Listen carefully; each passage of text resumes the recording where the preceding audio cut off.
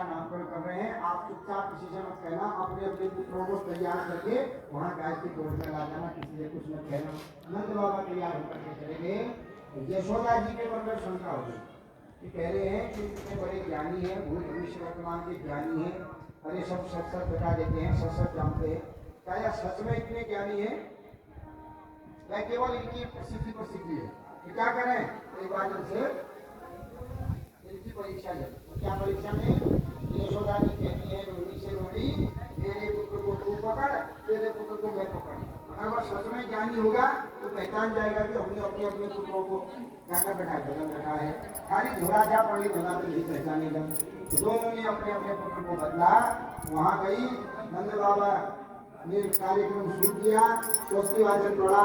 अब कहते हैं नंद बाबा महाराज ज्यादा पूजा मत कराओ, कोई आ जाएगा, चुपचाप नाम रख दो। जैसे ही देखा यशोदा जी की गोद में, नंद बाबा के बगल में यशोदा जी बैठी हैं, तो यशोदा जी की गोद में देखा तो यशोदा जी की गोद में किसका पुत्र है? रोहिणी का पुत्र है। तो समझ गए कि इन्होंने तो अलताबंदी कर रखी है। तो रोहिणी यशोदा जी से कहने लगे, अयम ही रोहिणी पुत्रो रमयन सुहृद गुणैः आख्यास्ते राम इति बलाधिक्यम बलम विदो। अरे यशोदा, मेरी गणित तो ऐसा कह रही है कि तुम्हारी गोद में जो पुत्र है वो रोहिणी का है और रोहिणी की गोद में तुम्हारा पुत्र है। तुमने अपने अपने बच्चों को क्यों अदला-बदली कर रखी है? और खिलाया है, अब इनको खिलानी होगी। अरे जैसी संबोधन किया था कि ये बहुत जानकार हैं, ये सच में बहुत जानकार हैं, हमने तो इनकी परीक्षा लेनी चाहिए। ये तो समझ गए कि हमने बच्चे बदल रखे हैं। अब खिलानी हुई, अरे महाराज हम तो अपने बच्चों में भेद ही नहीं करती हैं, हमारे दोनों बच्चे एक जैसे हैं। किसी के हाथ में भी किसी का भी बच्चा आ जाए उसी को पकड़ लेते हैं। कोई रो रहा है तो हम ये नहीं देखते कि किसका पुत्र है, जिसको समय हो जो मिल जाए उसी को पकड़ लेते हैं। महाराज अब अंदर से डरी है कहीं पोल न खोल दें हमारी।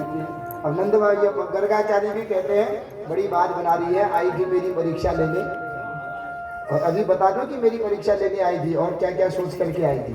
तो कह रहे हैं क्यों, नंद बाबा है, नंद बाबा खाली डांटेंगे अपनी पत्नी को। तो शुभ कार्य में लड़ाई झगड़ा हो जाए तो क्या होता है, तो बच्चे के भाग्य के लिए नष्ट हो जाता है, खराब भाग्य नष्ट हो जाता है। विवाह हो रहा है, लड़ाई झगड़ा हो गया तो दाम्पत्य जीवन को बहुत गिरता है, खराब होता है। नामकरण में उद्यम हो जाए, कोई उद्दंड हो जाए तो बच्चे के लिए खराब होता है, क्योंकि उसकी तो शुरुआत हो रही है, शुरुआत में ही झगड़ा हो गया, लड़ाई हो गई, मारामार हो गए तो आगे के जीवन का चित्र हो गया। इसलिए उत्सवों में, बारात आदियों में कभी भी लड़ाई झगड़ा नहीं करना चाहिए, क्योंकि लड़ाई झगड़ा करके तुम तो चले जाओगे, पर जिनकी जिंदगी शुरू हो रही है और शुरू के दिन ही लड़ाई हो जा रही है, उनकी जिंदगी कैसे चलेगी आगे से, उनका जीवन कैसे व्यतीत होगा? वो दो से एक हो रहे हैं और एक होने के दिन ही लड़ाई झगड़ा हो जा रहा है, तो उनका जीवन कैसे सुखमय होगा?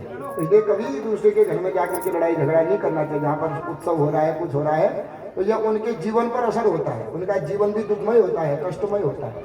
तो नंद बाबा गर्गाचार्य जी कहते हैं चाहता तो मैं कह सकता था, पर बच्चों का नामकरण हो रहा है और नंद बाबा तुम्हें डांटेंगे, खाली लड़ाई झगड़ा हो जाएगा तो असर किस पर पड़ेगा? बच्चों पर। इसलिए भी कोई बात नहीं, होता है ऐसा। पर अब कह दिया, अब अपना अपना बच्चा बदल दिया झट से। अरे महाराज अब क्या करो, अभी बच्चे का नाम रख दो। तो कहने लगे, आख्यास्ते राम इति बलाधिक्यम बलात् विनो यदु नाम पृथक भावात् संकर्षण मुशर्यतः। देवी यह बहुत बलवान होगा, इसलिए इसका नाम क्या होगा? बलराम होगा। और संकर्षण, यह किसी जन्म में एक गर्भ से दूसरे गर्भ में खींच करके रखा है, इसलिए इनका नाम संकर्षण होगा। दोनों में ये बड़े हैं, इसलिए इनका नाम दाऊ होगा। तो 3-4 नाम रख दिए। तो नाम रख दिए।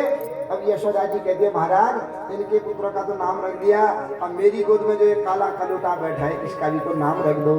गर्गाचार्य ने जैसे ही भगवान को देखा तो भगवान को देख करके गर्गाचार्य की समाधि लग गई, आंख खुली की खुली रह गई, हाथ खड़े के खड़े रह गए, आज समाधि लग गई।